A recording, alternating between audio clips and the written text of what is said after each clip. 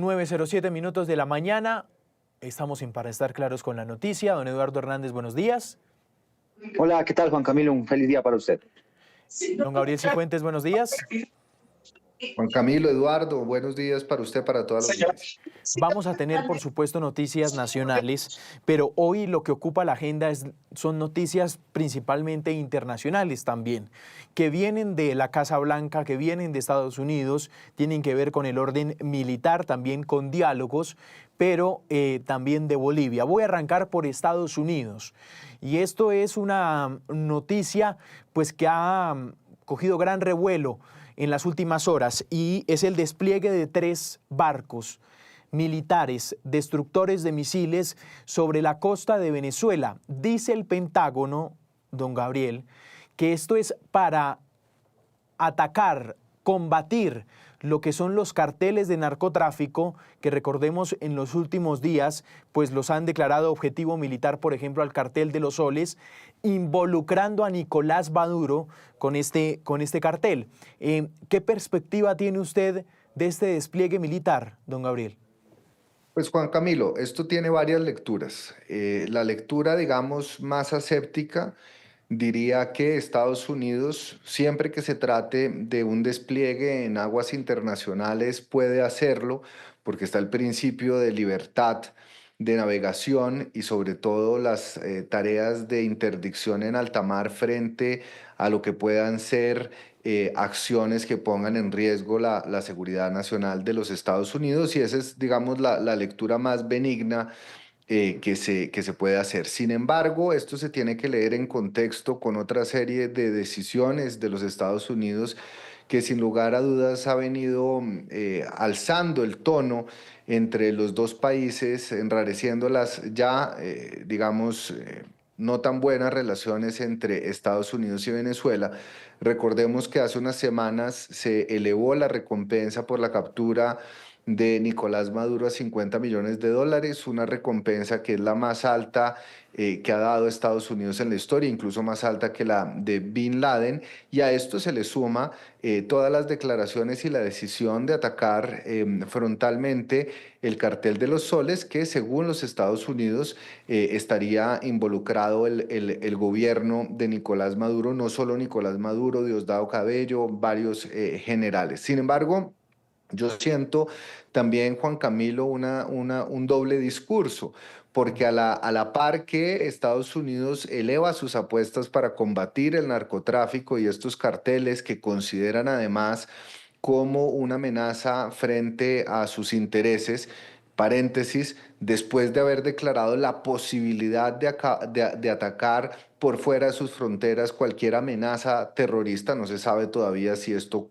cuaja o no en este cuadro, pero también ha habido una serie de medidas como el levantamiento de las sanciones frente a la compañía Chevron. Entonces, por un lado les da duro en términos de seguridad, de lucha contra el narcotráfico, de recompensas, pero por el otro lado toma medidas económicas que no solo favorecen a la multinacional norteamericana, sino también que le dan un alivio a la industria petrolera de Venezuela.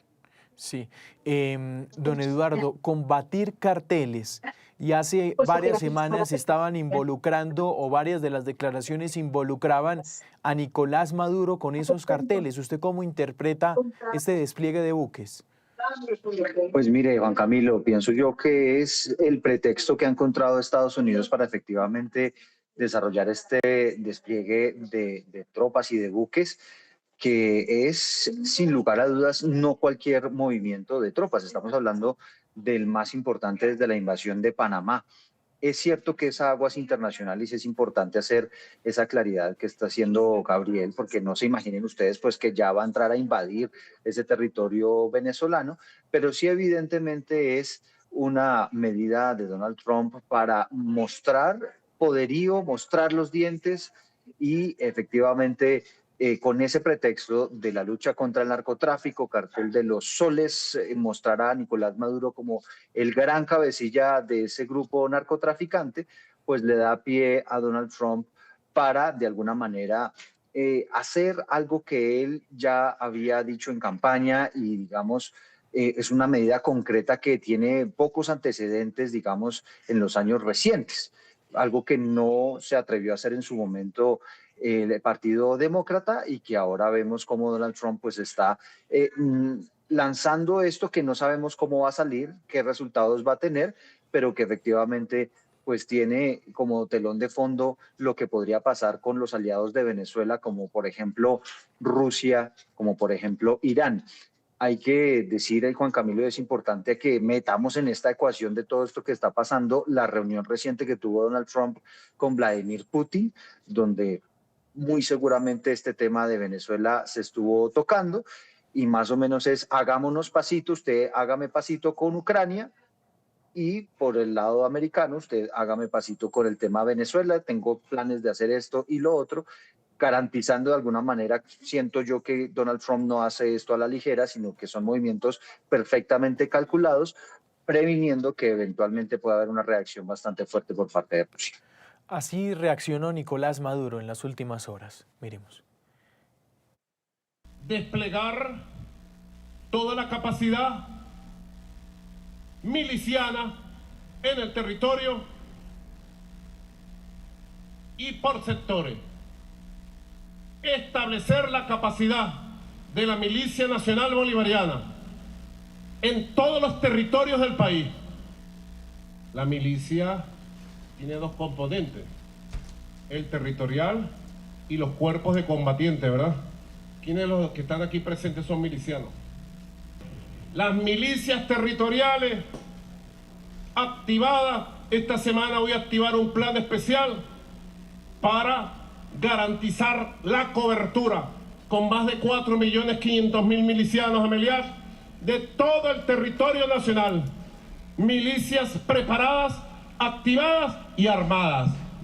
Y además seguir avanzando en el plan de activación de las milicias campesinas. 9:14 desde Washington, tocayo Juan Camilo Merlano, usted tiene los detalles, por supuesto, de lo que es este despliegue sobre la costa de Venezuela. Adelante. Tocayo, ¿qué tal? Buen día. La información más reciente tiene que ver con el despliegue de 3 buques destructores, concretamente, esto lo reportó primero la agencia Reuters, son el USS Gravely, el USS Jason Dunham y el USS Samson, son destructores clase Arleigh Esto quiere decir que tienen misiles, sistemas de misiles guiados, así como también un sistema sofisticado de radares.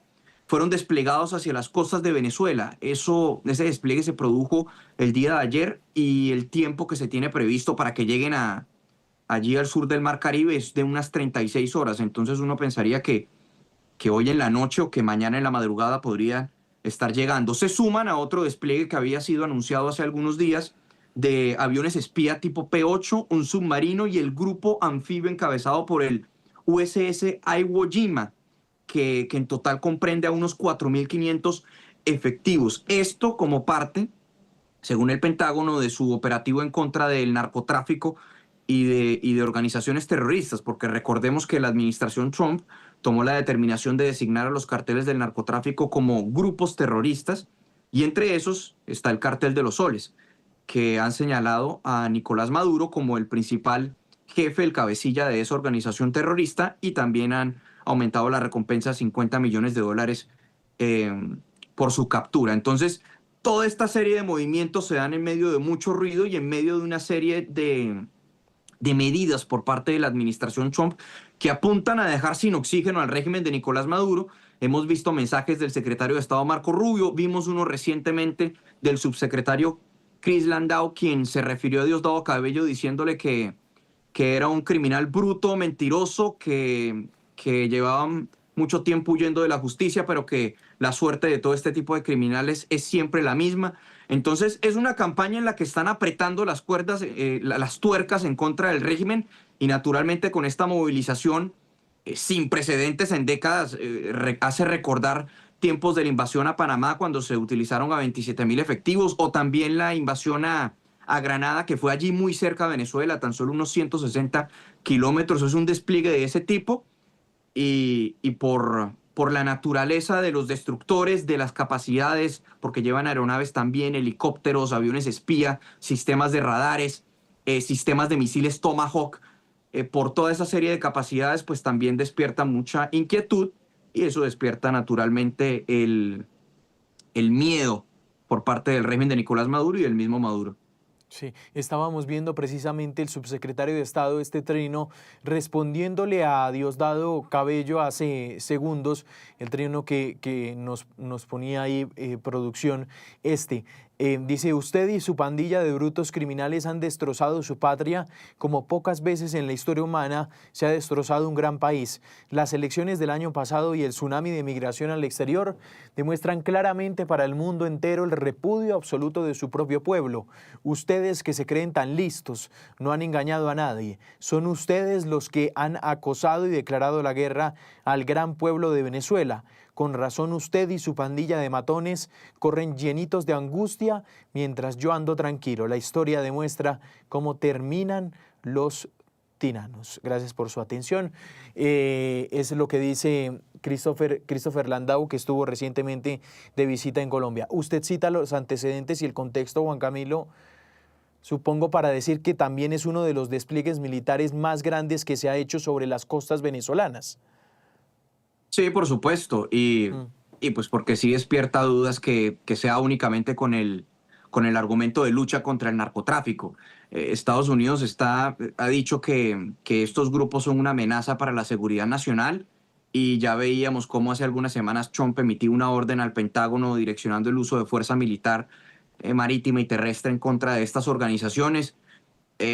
Entonces sí despierta muchas preguntas, despierta muchísimas preguntas. A eso se le suma la posición de los Estados Unidos en contra del régimen de Maduro, aumento de recompensa, comentarios, también el comentario de Bernie Moreno hace algunos días en Colombia, en esa conferencia de la ANDI, diciendo que creía que Maduro no completaba el año. Entonces hay mucho ruido y muchas preguntas, pero lo cierto es que esto es información pública, que todo el mundo está viendo ahí y que se sabe que esos destructores están yendo hacia la costa venezolana. Juanca, para darle abrebocas al siguiente tema, ¿ha sido tema con Putin? Les voy a contar un secreto. Yo no tengo ni idea de lo que hablaron Trump y Putin en La Bestia, en el carro, ni tampoco lo que hablaron en la reunión de 3 funcionarios por un lado y 3 funcionarios por el otro lado. Esto ha sido una versión del fin de semana, uno escucha los comentarios, uno incluso este fin de semana hablando con colegas, hasta les daba risa que uno siquiera mencionara eso. Aquí no ha habido ningún tipo de indicación y no se ha hablado por ningún lado, por lo menos la gente con la que uno habla, de que Trump y Putin hubieran hablado de Venezuela y de Nicolás Maduro durante esa reunión. No estoy diciendo que no haya ocurrido, estoy diciendo que no hay ningún tipo de indicación en ese sentido. De que ya ha habido conversaciones de ambos sobre Nicolás Maduro en el pasado, sí. Eso sucedió durante la primera administración Trump, cuando también retomaron esa campaña o lanzaron esa campaña de máxima presión.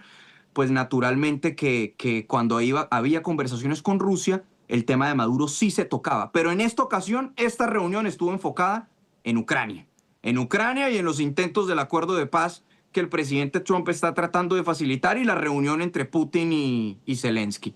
Y a propósito de ese tema, Juan Camilo, ¿qué tan cerca está esa reunión de darse? Pues por el lado de Zelensky dice que está dispuesto a reunirse. El Kremlin ni la confirma, pero tampoco la descarta. El canciller Sergei Lavrov dijo que cualquier tipo de reunión tiene que ser preparada de manera minuciosa, muy detallada, y que si va a haber algún tipo de acuerdo de paz o que cualquier negociación de paz necesita tener en cuenta las preocupaciones de Rusia y las necesidades de Rusia en materia de seguridad nacional. Entonces Rusia está un poco como tambaleando, al parecer quiere poner o imponer más bien sus propios términos para esa reunión, pero sí es un primer paso lo que se dio en las últimas horas y sí es una dirección distinta a la dirección en la que ha transitado la guerra durante los últimos pues más de 3 años. Juanca, ya para terminar, 2 cosas. La primera es una foto que está circulando mucho en redes sociales y es los líderes europeos en torno a la oficina, al escritorio de Donald Trump en el Salón Oval, ¿no? Que es una de las grandes fotos que ha dejado este encuentro. Y otra de las fotos es Trump mostrándole en un mapa a Zelensky las diferentes propuestas que hay sobre el tema territorio para llegar a un acuerdo, ¿no? Sí, ese mapa es importante porque una de las de las versiones que se maneja es que a cambio de las garantías de seguridad, como lo llaman, y esto es compromiso de Estados Unidos y de Europa a garantizar que la defensa de Ucrania para que no se presente una nueva agresión por parte de Rusia, es que Ucrania tendría que renunciar a territorios. Uno en ese mapa, ¿qué es lo que ve? Pues la península de Crimea, eso sí ya está perdido desde el 2014, ni siquiera... la narrativa es que ni siquiera se disparó ni una sola bala, que las tropas rusas entraron normalmente y que Crimea se anexó sin ningún tipo de resistencia. Pero las otras regiones sí llaman la atención. Está Gerson, está Zaporilla, está lo que es conocido como el Donbass, Donetsk y Lugansk. Lugansk está prácticamente, según el mapa que le muestra Trump a Zelensky, un 99% bajo control de Rusia. Donetsk está un 76%, si no estoy mal. Entonces, es el 20% del territorio de Ucrania y Zelensky sí dijo después de que Trump le mostrara esos mapas que no está de acuerdo en su totalidad con el porcentaje de territorio que Rusia ocupa. Y Zelensky también ha dicho, como tratando de no tener este rifirrafe con Trump, porque recordemos que ya había sido un rifirrafe, por ejemplo, en esa reunión del 28 de febrero, dijo que la cuestión territorial la va a dejar para después, para hablarla con Putin. Entonces, al parecer esa diferencia la va a tratar pues de dirimir con Putin, aunque la posición de Ucrania siempre ha sido la misma. Ellos no están dispuestos a renunciar a territorio. Habrá que ver si por lo menos Crimea sí están dispuestos a renunciar a él. Pero en todo caso es muy difícil uno voluntariamente renunciar a 20% de su territorio. Muy bien, Juan Camilo Merlano desde Washington. Juanca, gracias. Claro que sí, gracias a ustedes. Don Gabriel, ¿qué tan cerca ve esa reunión? Pues es incierto, pero lo que sí se puede decir es que después de casi 4 años de conflicto entre Rusia y Ucrania, se ven por primera vez pasos en materia diplomática que harían pensar que esa reunión puede efectivamente darse. Estados Unidos ha cambiado también su posición frente a Ucrania. Las fotos de Zelensky en el despacho oval del presidente Trump en dos tonos completamente distintos.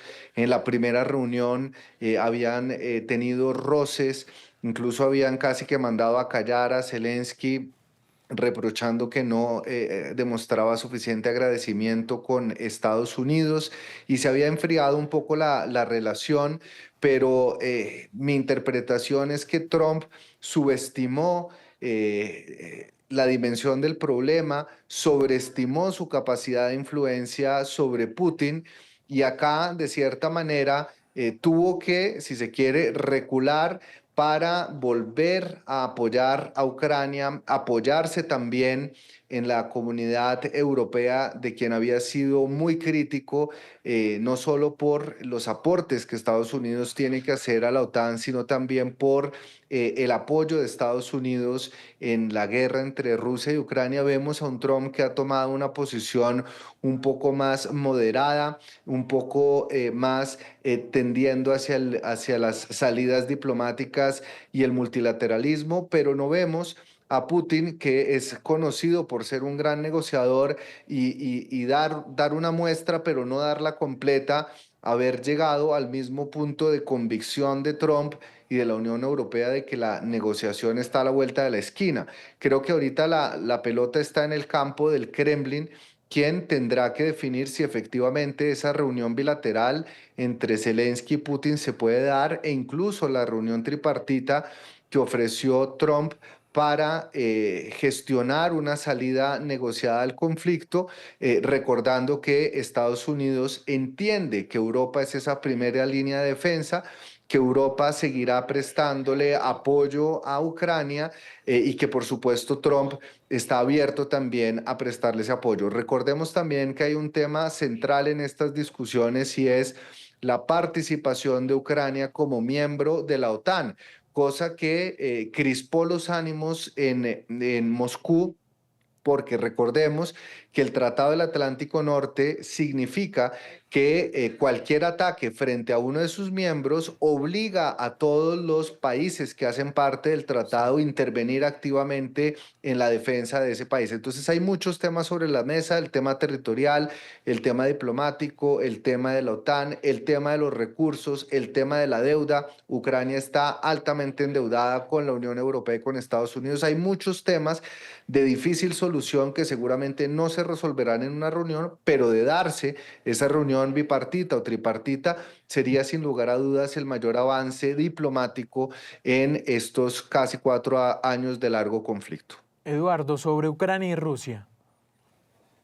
Pues lo que uno ve aquí es un papel del presidente de los Estados Unidos, Donald Trump, más de mediador, de un papel quizá tratando de acercar esas posiciones que a lo largo de estos 3 años y medio, casi 4, han sido muy, muy drásticas, tanto por parte del presidente de Ucrania, Volodymyr Zelensky, como del presidente de Rusia, Vladimir Putin. Si lo logra, sería un golazo, como dice Gabriel, quizá el momento más importante y que daría más luces de la posible resolución de una guerra muy larga y que ha dejado muchísimas heridas de lado y lado, que esas son cuestiones que a medida que pasa el tiempo, a medida que pasan los años, se van profundizando y que evidentemente llega a un punto donde es difícil de solucionar. Ahora, que Volodymyr Zelensky haya aceptado reunirse con Trump después de Trump haberse reunido con Vladimir Putin, sí da ciertas muestras de que evidentemente los dos presidentes se están dando cuenta de que por la vía de las armas solucionar este conflicto va a ser muy difícil. El otro tema internacional, Eduardo, es Bolivia, por supuesto, y el giro que ha dado hacia la centro y derecha. ¿Por qué digo centro y derecha? Rodrigo Paz lo escuché hablando esta mañana y él dice que no es de la derecha, que no pertenece a ese sector de la derecha. En cambio, Jorge Quiroga sí es más hacia esa ideología y él dice que se identifica más con una ideología de centro, que busca acuerdos, inclusive acuerdos que buscan integrar a la izquierda en ese país. Eduardo, sobre este giro histórico y la gran derrota a la que ha sido el movimiento del líder, uno de los líderes naturales de Bolivia, que ha sido el señor Evo Morales. Durante años ha pasado por allí, a pesar de las grandes discrepancias que ha tenido en los últimos años con el actual presidente, el señor Luis Arce. Pues mire, el MAS, que es el partido de Evo Morales, que fue fundado por Evo Morales, tuvo muchísimo éxito porque en su momento logró unos avances sociales muy importantes, una muy drástica reducción de la pobreza extrema, tenía una muy alta popularidad, pero digamos aquí hay varios elementos. El primero de ellos es una división política profunda y una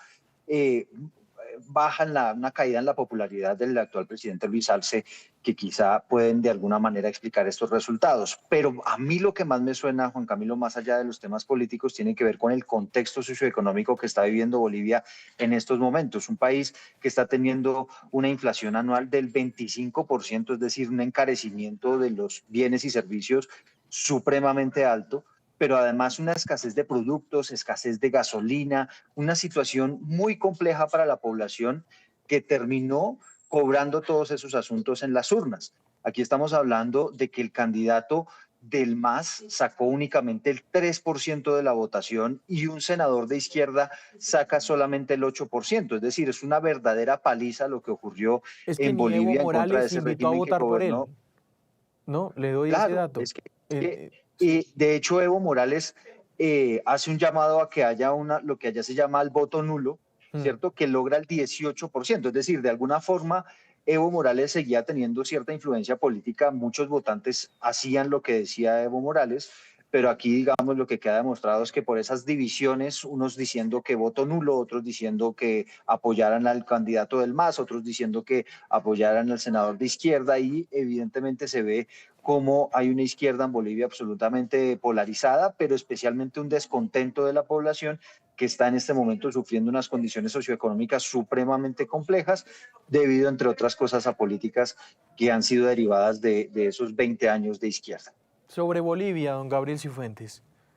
Pero creo que la noticia es, como bien lo señalaba Eduardo, la derrota del movimiento al socialismo, más que es el movimiento de Evo Morales, quien además hay que decirlo, como dato de contexto, está enfrentando un proceso por una supuesta violación o abuso sexual contra una menor cuando todavía era presidente.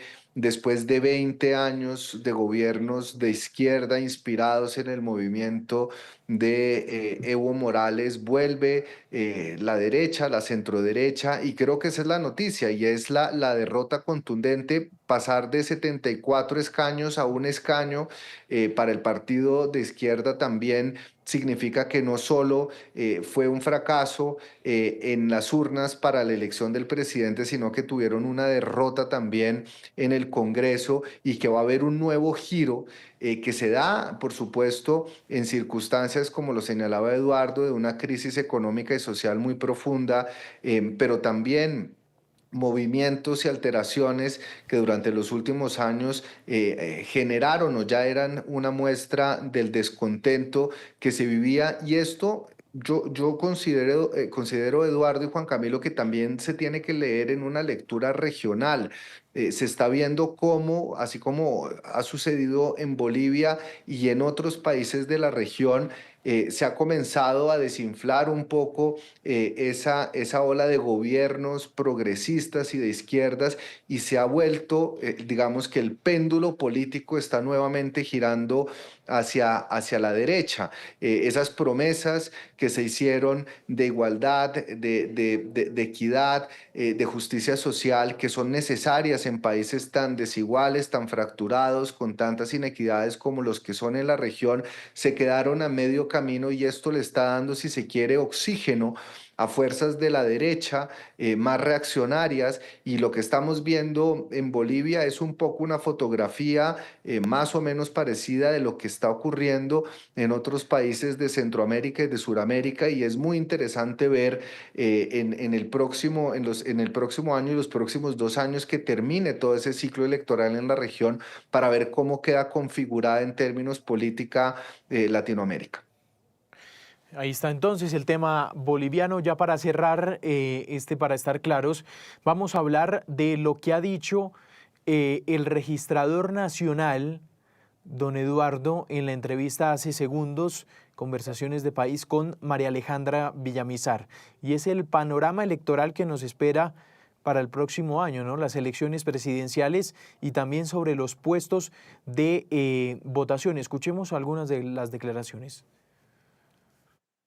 Tiene que ver con la desinformación y las noticias falsas. Ese es un tema muy novedoso, que si bien hace unos cuantos años viene transitando, digamos, en los procesos electorales, hoy tiene una intensidad muy alta. No hay debate o foro latinoamericano o mundial donde las autoridades electorales no se preocupen por un tema tan importante como eso, entre otras razones porque hay datos muy complejos. Por ejemplo, que 6 de cada 10 personas señalan que su decisión de voto está muy influenciada por las noticias, sí, y que el 60% de las noticias que transitan en las redes tienen información falsa.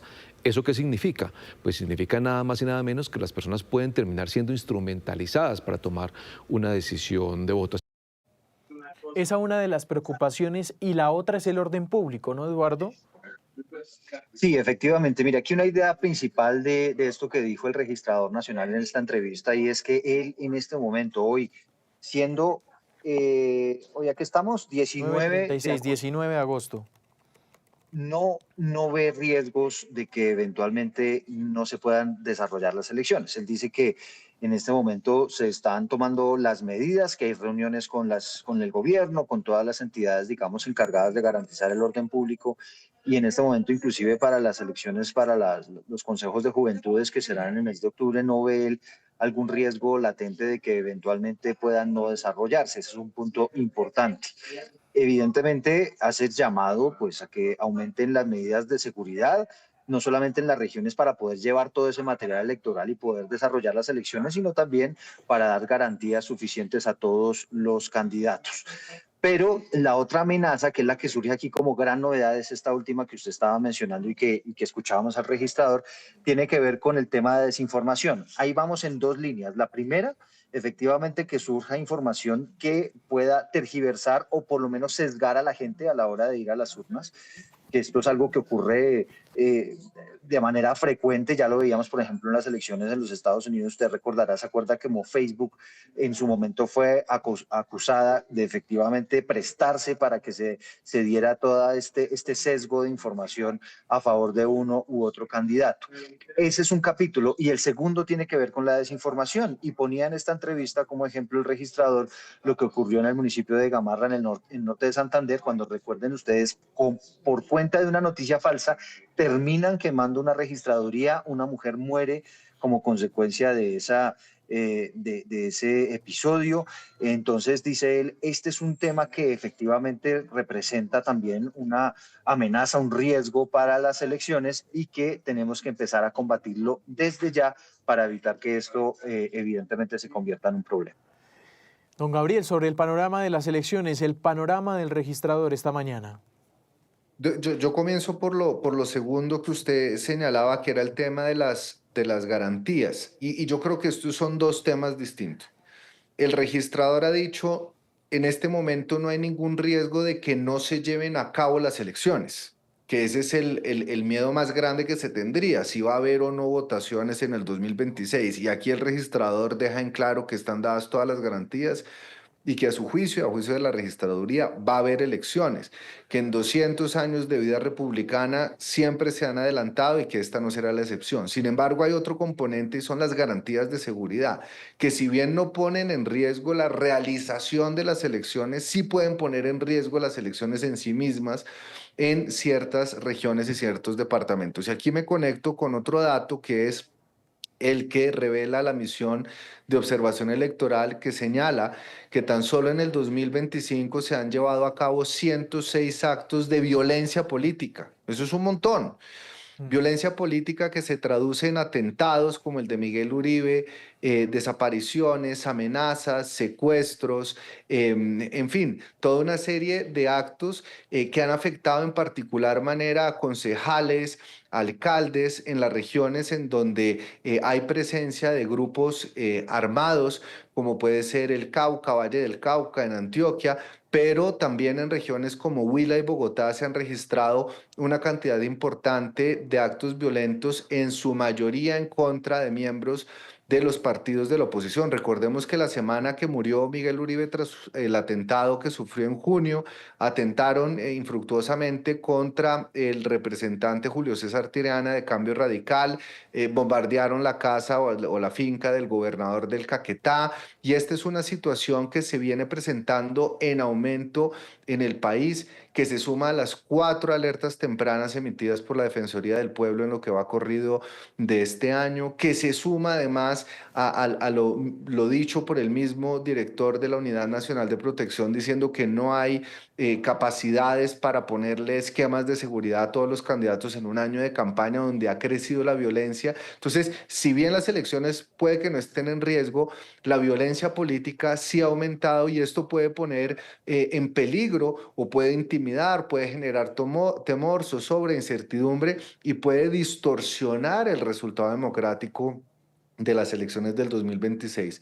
Y frente al segundo riesgo que anticipa el registrador, creo que acierta, creo que es un tema además que muy poco se habla, y es el efecto y el impacto que tienen las noticias falsas, que tiene la manipulación de la información por parte de personas o de medios que no les son fieles a la verdad, y que pueden manipular, si se quiere, la decisión de voto de las personas, y eso puede ser un riesgo silencioso, pero sí significa un riesgo fundamental para la democracia y para el desarrollo de los derechos civiles y políticos en nuestro país.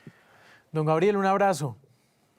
Aquí, Juan Camilo, quizá Sí. un punto A ver. final ya para despedirnos, que no quisiera que pasara por alto, y es el desafío tremendo que va a tener la registraduría en materia logística para la realización de las elecciones, porque nos estaba diciendo, y lo conecto un poco con lo que nos estaba diciendo Gabriel, nos decía el registrador, mire, es la primera vez en la historia que hay 65 candidatos que se van a presentar por firmas, más los que se presenten por partidos políticos, es decir, que vamos a tener más de 70 candidatos. Y esto es un desafío no solamente por lo que implica en el conteo y verificación de esas firmas, sino en aspectos como la seguridad, y ya lo estaba diciendo el director de la Unidad Nacional de Protección, no hay recursos suficientes para poder proteger tal cantidad de candidatos en un hecho que efectivamente no tiene antecedentes en nuestro país. Don Eduardo, gracias. Vale, les mando un abrazo. Gracias, Gabriel. Gabriel, abrazo.